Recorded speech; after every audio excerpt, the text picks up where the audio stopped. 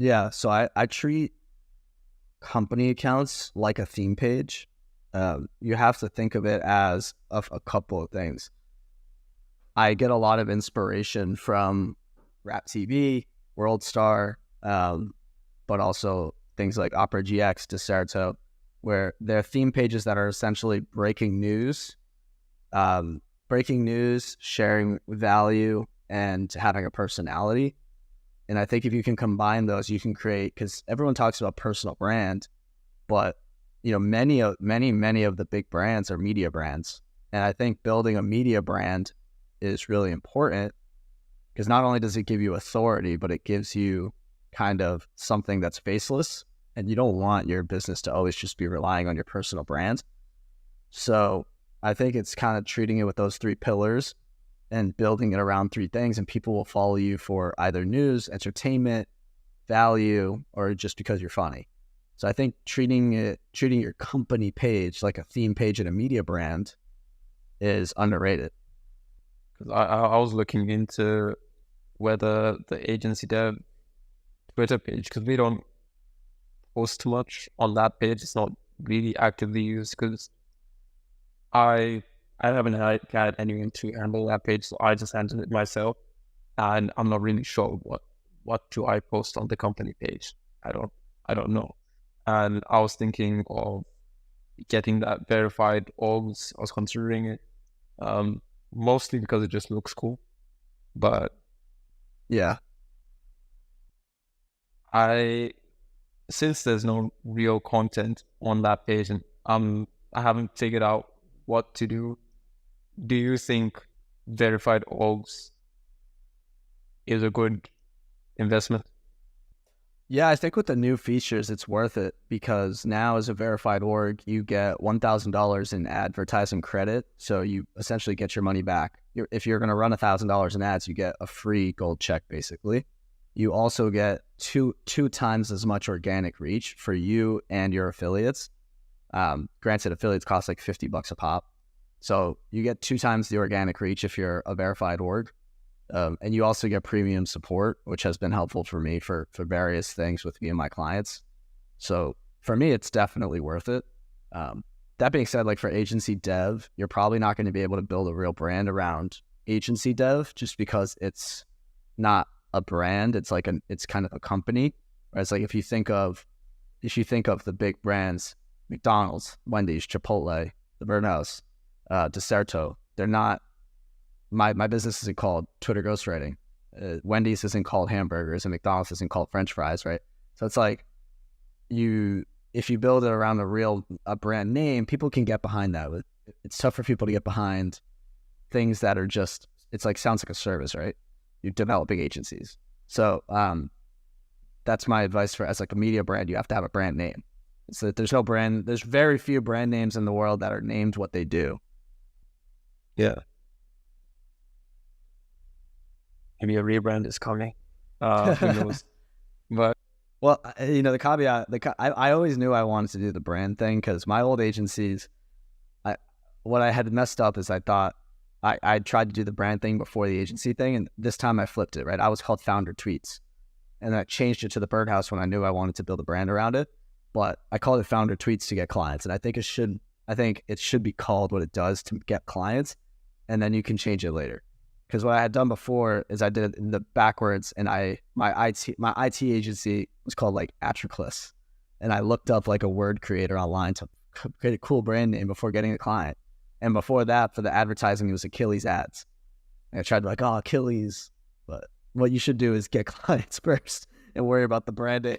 Worry about the branding side. Just for if there's beginners listening, like you don't want to go and build a whole big brand name first. You get clients first. Yeah.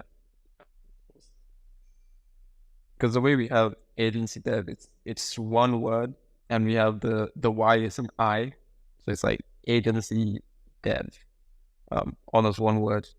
But maybe a rebrand, maybe we'll see. Yeah. Because I was thinking of a name that, I mean, that it's similar to what you were saying, Rob, just a name that explains what it does straight away. And, of course, from a brand perspective, now that you've mentioned, probably not the best idea. But question from the audience: how do you become financially disciplined in your early 20s? I am not a good example of this because when I made my first 50 grand, I moved to New York City, the most expensive city on earth. So I am not a great example of this, but if I can only speak from experience, and for me, it was living so abundantly that I had no choice but to make more. That's how I did it. And I'm not saying that's the best or most systemized way, but I lived so abundantly. Like since I was a kid, I would spend a zero and I had to make more. So I'd figure it the fuck out. So that's how I lived pretty much until now, till I actually had an abundance. But before I had an abundance, I would spend it and I would live the life that I wanted to live, regardless of the money I made. And I knew that it's kind of like buying shoes that are one size too big and growing into them. I just lived a life I lived a life one step above where I was, and I knew I had to grow into it or else I was fucked. I was going to be homeless. So I just did it. It's just how I live my life. So there we go. If you want to be financially disciplined, just spend more. That's the practical tip. No, but truly, it's living in abundance. I think it's a mindset thing. If you live in abundance, you'll earn in abundance. And I think if you live frugally, you'll earn frugally. That's how I think.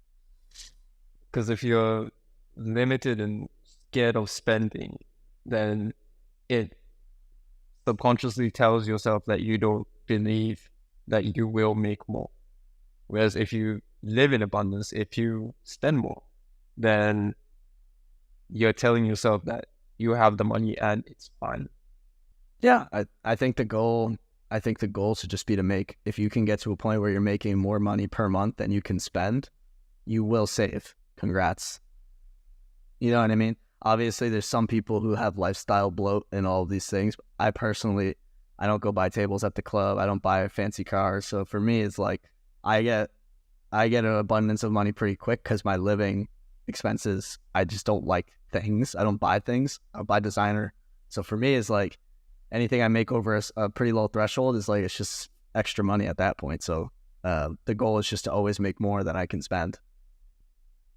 There's an interesting quote by Tristan Tate I like that says, spend half your money as if you're going to die in 50 days. Spend the other half as if you're going to live for 50 years. I love that quote. Yeah. So it's just that paradox, and it comes down to, the uncertainty of death. You never know when you'll die. And it comes to, I remember quite a few people, anytime I'm giving a talk, that ask me, usually to younger people who secondary school or just finished secondary school, ask me about, should I do something I hate for money? I don't like Forex. I don't like doing this. Should I do it? It makes me money. And I always respond of, do something that you like doing, that you want to do for the next 50 years, for the next, for life, something that you enjoy doing. This is really what you like doing, and find a way to make money from that.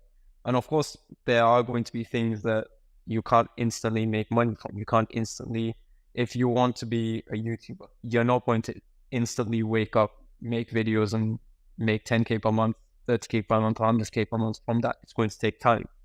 And what you need to do is you do that as well as something that makes money in the meantime. So it can be dropshipping. It can be something else that makes fast money. You can do sales, even if you don't like sales, because you need money while doing this. Because at least the way I think of it is, you don't want to remove what you love doing and then do what you hate doing and then die before you ever reach the goal. Then you just live the life that you hated everything you did and you never even reached the goal. So what was the point of that?